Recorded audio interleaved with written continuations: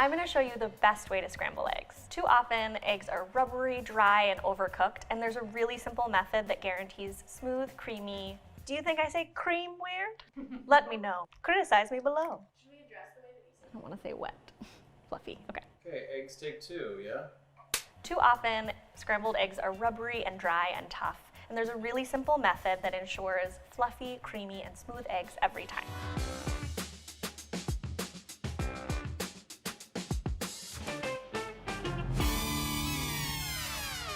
Now, I'm gonna make some scrambled eggs for 2 people, so I'm gonna do 6 eggs, and it starts with a cold pan. So I'm not gonna turn the heat on, I'm gonna start cracking eggs first. I'm gonna crack on a flat surface so I don't get shell into my eggs.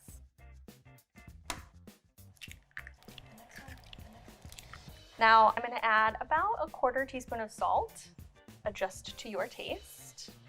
Don't worry about pre-salting your eggs. They're not gonna get watery or tough or rubbery. It's actually gonna help keep a little bit of the moisture in. Now I'm gonna add a splash of milk. This is totally optional. You can add milk, cream, stock. I'm gonna do a splash.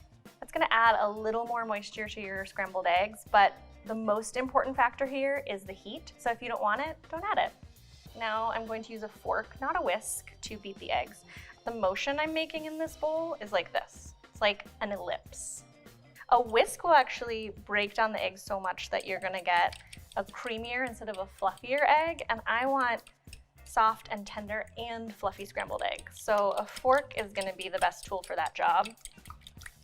I'm beating them together so the whites and the yolks are fully incorporated. I don't want stripes of whites in my scrambled eggs. Now, growing up, my mom made us fresh eggs and omelets and scrambled eggs and egg sandwiches every morning before school. I was very lucky, and she actually taught me this method.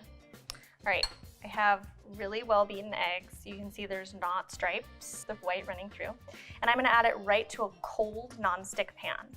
Non-stick is gonna help me because I don't want my eggs to attach to the sides of the pan, nor do I wanna use a ton of oil or butter. I want the butter to be there because it tastes so good, not have a pool of eggs swimming in fat. I'm gonna do about 2 tablespoons for 6 eggs, and I'm adding this straight into the cold pan. Now, if I were to add this to an already hot pan, the proteins in the eggs would start cooking right away on the outside, but still be cold in the middle, giving me kind of like a skin around my scrambled eggs, which sounds disgusting, and it is. Starting in a cold pan allows me to control the cooking process, get really soft, tender, creamy eggs that aren't overcooked on the outside. I'm setting it at a moderately low, medium-low heat. If I were on a flame, it would be a medium-low flame. I want enough heat to cook the eggs, but not so much that they're being scorched. The butter is gonna melt right in, add a ton of beautiful flavor, and I'm just gonna stir. I'm using a silicone spatula, so I'm not gonna scratch the nonstick coating on my pan. It's nice and gentle, but allows me to pick up the egg. So you can barely start to see it, but as I push through these eggs, most of it's still liquidy, but it's starting to cook a little bit and form these little curds. Constantly shuffling around so that the butter melts. We're getting more curds. You can see them through the liquid egg. They're piling up. As I'm scraping, I'm making sure that the cooked part of the egg releases back into the mixture and we're not browning or getting it overcooked.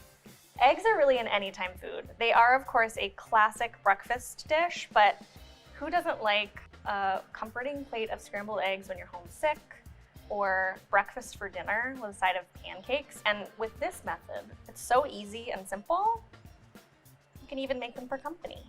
Okay, my eggs are almost there. You see that barely took any time. Some of it's still pretty wet, some of it's a lot more set.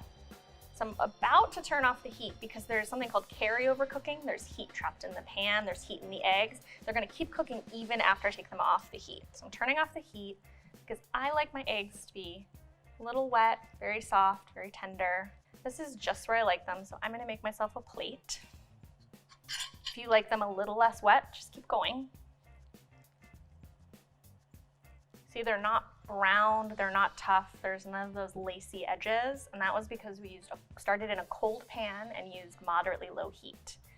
So, love a little sprinkle of chives to finish it off. Okay.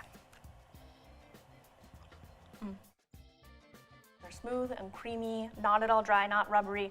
Took just a few minutes, super simple. And there you have it, the perfect plate of scrambled eggs. These are really good.